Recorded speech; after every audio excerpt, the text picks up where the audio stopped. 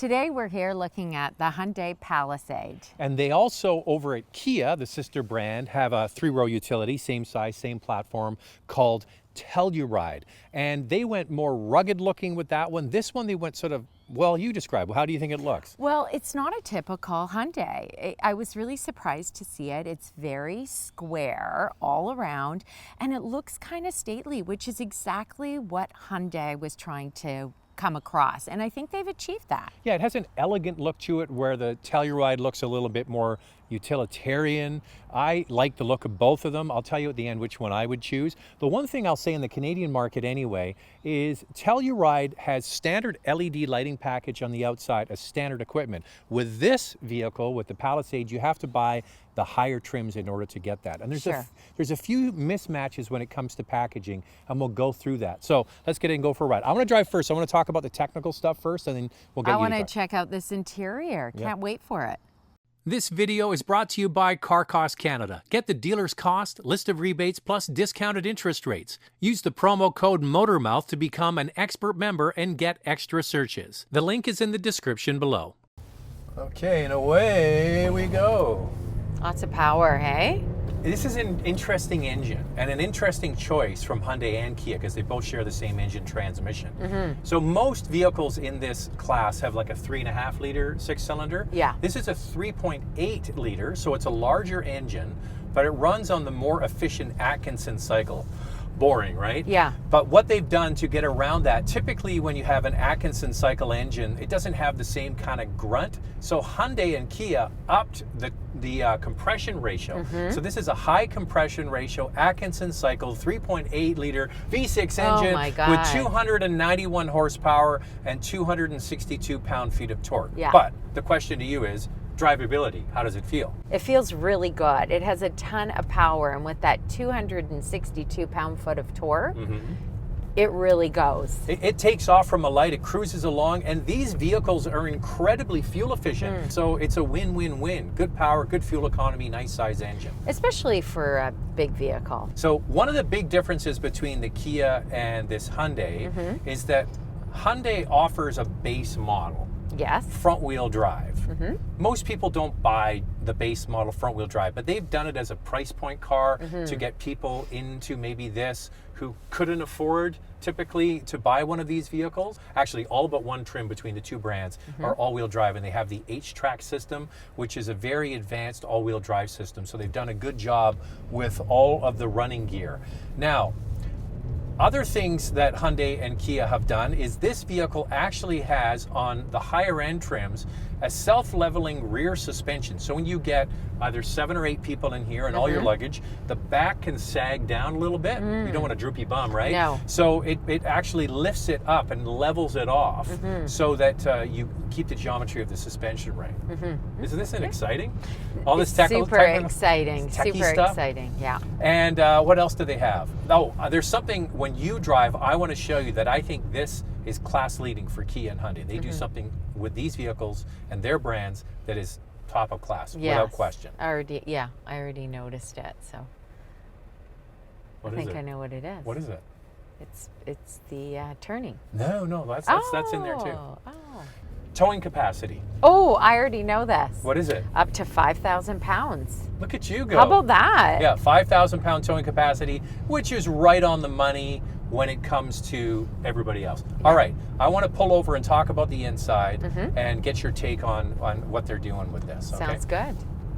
Okay, Andrea, what do you think of the execution of the inside of this? I think that this Palisade, it's the interior that wins here. You have this beautiful Napa leather with a quilted look to it.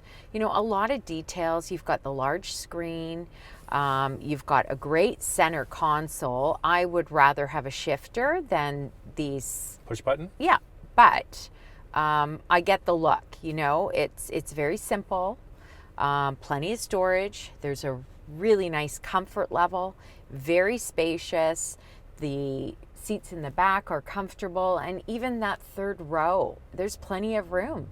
Now the thing is, depending on the trims you get different features. Like the Napa leather, it's only on this top trim. Of course. The the captain's chairs in the second row, only on the top 2 trims. That's right. Okay, and then you get things like the power folding rear seats, which is very convenient to have the third row power operated, and then the second row is quick release, and they tumble forward automatically on their own. They don't come back on their own.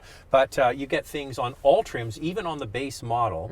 You get heated seats and heated steering wheel, and then as you go up, you add things like ventilated seats, heated rear seats, you know, big panel roofs and all that kind of stuff. Sure. So it really adds up depending on what you want, but the thing is, you can get a pretty nicely equipped one of these without having to break the bank, and I think that's what they're trying to do with this, is offer some sort of opulence on a budget. Yeah.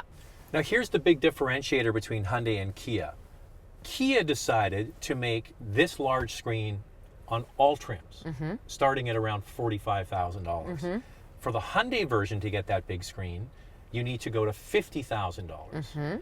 Another thing that they did is if you want to get the wireless charging, it's only available on this top trim, where Kia wireless charging is on all trims, starting at $45,000. So there's some mismatch with the packaging. Is that a deal breaker? The regular screen, by the way, is 8 inches. So if you wanted to get the bigger screen and pay top dollar to get the one we're in here, is that really worth it? Here's the thing, Kia Telluride or the Hyundai Palisade, which one do you want? If the Kia comes with all of these standard features and a large screen for less, why wouldn't you just get the Telluride then? But that's what I'm saying. I think that's a mismatch. I think they missed an opportunity here. Yes, but it's the same company. It isn't. They're run as separate entities. I understand that. But what is the goal here? They're obviously trying to elevate the Palisade from the Telluride. Here's a prediction. I can see the future. You know what the future says? They're going to bring down. This will be changed. Yeah. They will bring this screen, this larger screen, down to match the Kia product in the next model year. Yeah. I can almost guarantee it. And wireless charging will be a standard on more trims, maybe not on the base trim like they have with Kia. So what it comes down to is, do you want a Hyundai or do you want a Kia?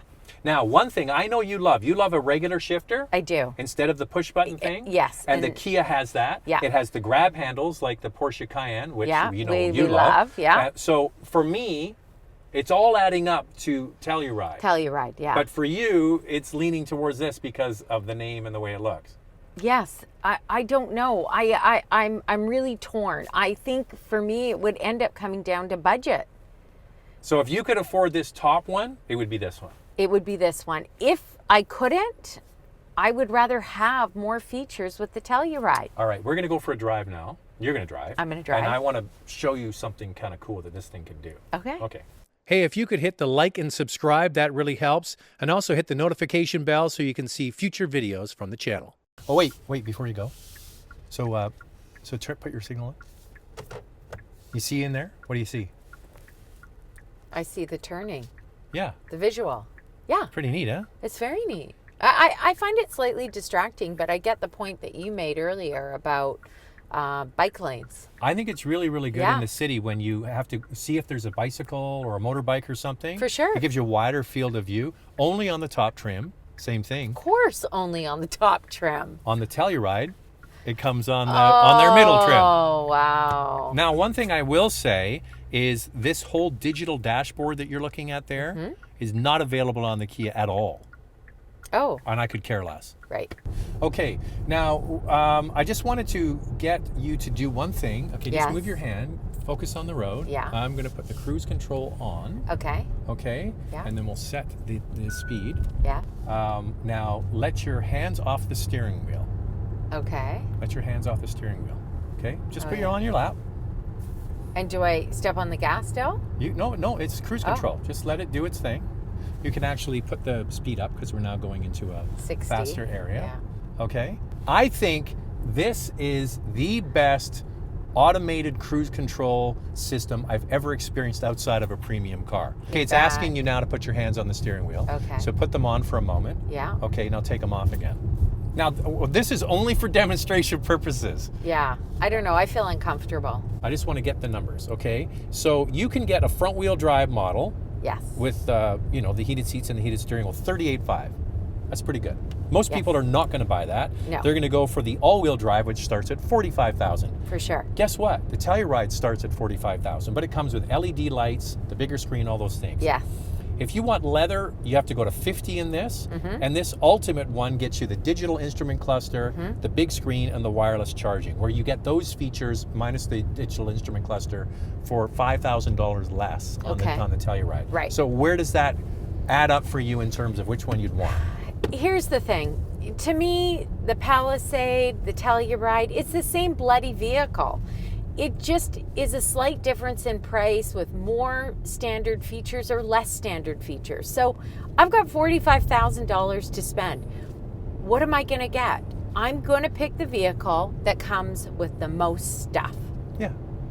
If we're comparing the Palisade to the 2020 Ford Explorer, the 2020 Ford Explorer is 2.5 inches longer than the Palisade. So if I want more space, maybe I'll get the Ford Explorer. If you want space, you get an Atlas. Yeah, It's but pretty the thing big. about the Atlas is, you know, when you look at the Palisade or the Telluride or you look at the Ford Explorer, they've got this great, chunky, rugged, cool look to it with this great grill. Yeah. I don't feel that in the Atlas. I agree with that. On the outside, yes, but the inside, the Ford Explorer can't hold a candle to this. No, not at all. It's plastic fantastic on the inside. It doesn't have this level of optimism. No, and I said that. This Palisade, the interior is amazing. It's near premium, right? It is like a luxury vehicle. There you go. Andrea likey? Andrea really likes it. Kia and Hyundai have both done a fabulous job. So we've gone through the pricing of the Kia Telluride and this Palisade from Hyundai, and there is a bit of a mismatch with the features and what you get in the pricing. In my opinion, I like the Telluride more. I like the look of it. I like those standard features. There's a difference between the Hyundai and the Kia, logo-wise. You think that badge makes a big difference? I think it does. I think it makes a difference for some people, for sure. So it's really about, do you want to drive a Kia or do you want to drive a Hyundai? And it's about your budget. Now, you can go up.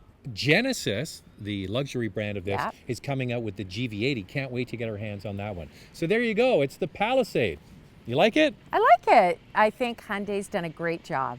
Car Cost Canada provides the dealer's cost, a list of rebates, plus discounted interest rates. Use the promo code Motormouth to become an expert member and get access to exclusive and powerful savings. The link is in the description below.